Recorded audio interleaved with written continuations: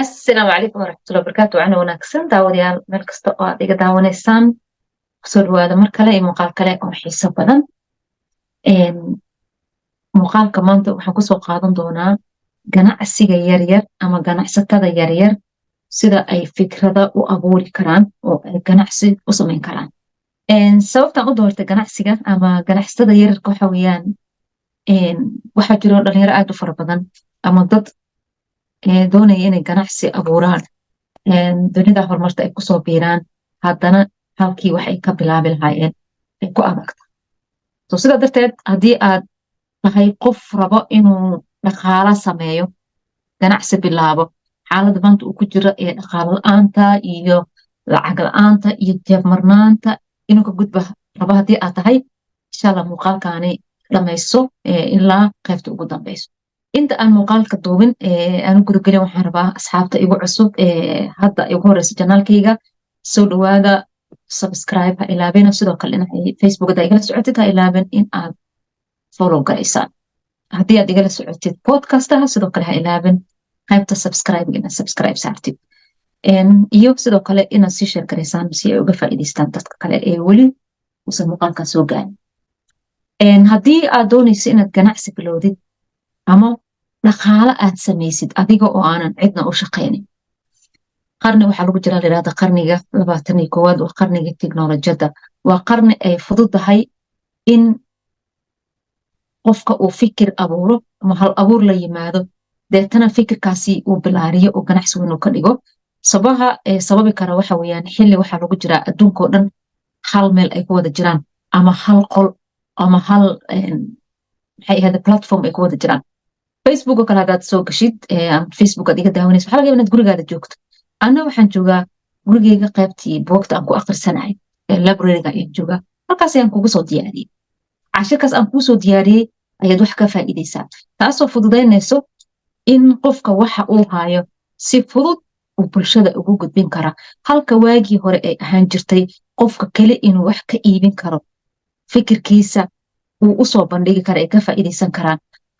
Halaha qofka ku hareereysan ee bay'ada ama environmentiga uu jooga ah.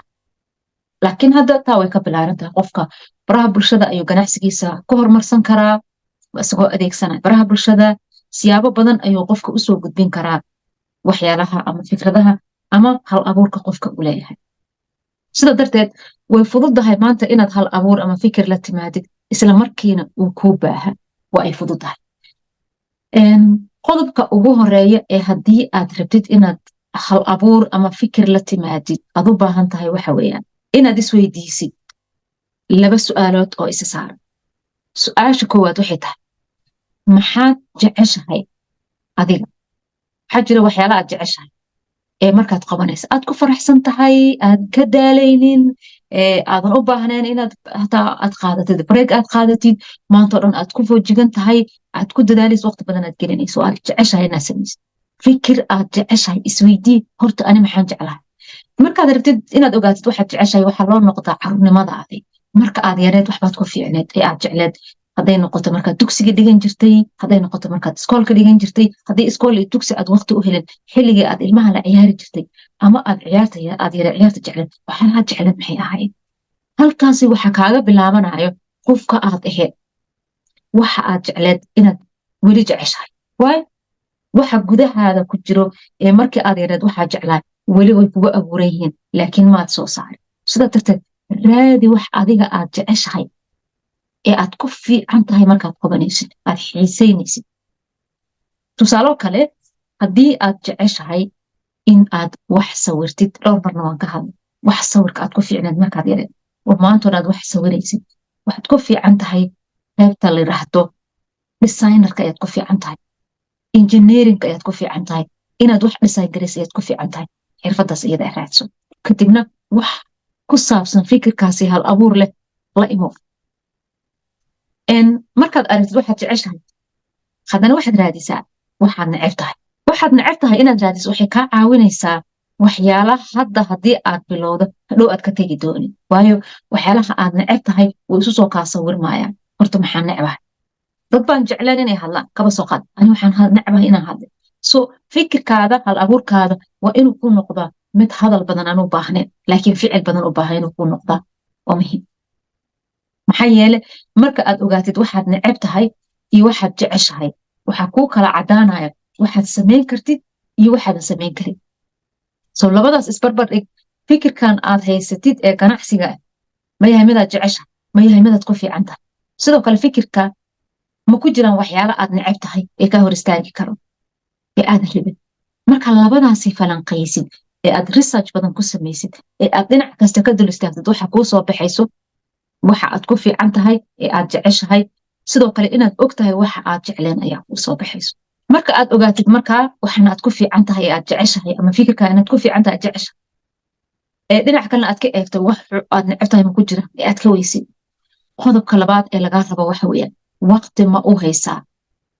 kaba soo qaadba waxaad ku fiican tahay dropshippingka. dropshippingka waxaa la yidhaahdaa in aad productiyo kambaniyaal kale ay leeyihiin website aad adiga leeda aad u samaysatid oo iyaga sawiradii iyo qoraaladooda aad soo qaadid koobi ahaan websitekaada aad soo gelis kadib aad xayeysiisid ee websitekaada dhexdiisa laga gato.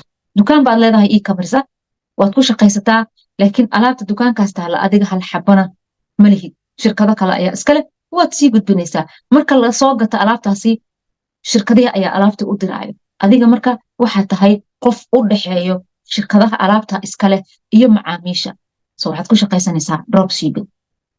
so dropshippingkaasi waqti ayuu u baahan yahay. kow wuxuu u baahan yahay websiteki inaad dhistid, sawiradii inaad design garaysid, sawiradaada inaad soo gelisid, qoraaladii inaad ku qortid, inaad xayeysiin u samaysid, maalintii ugu yaraan saacado 2 saac 3 saac inaad geliso ayuu u baahan yahay.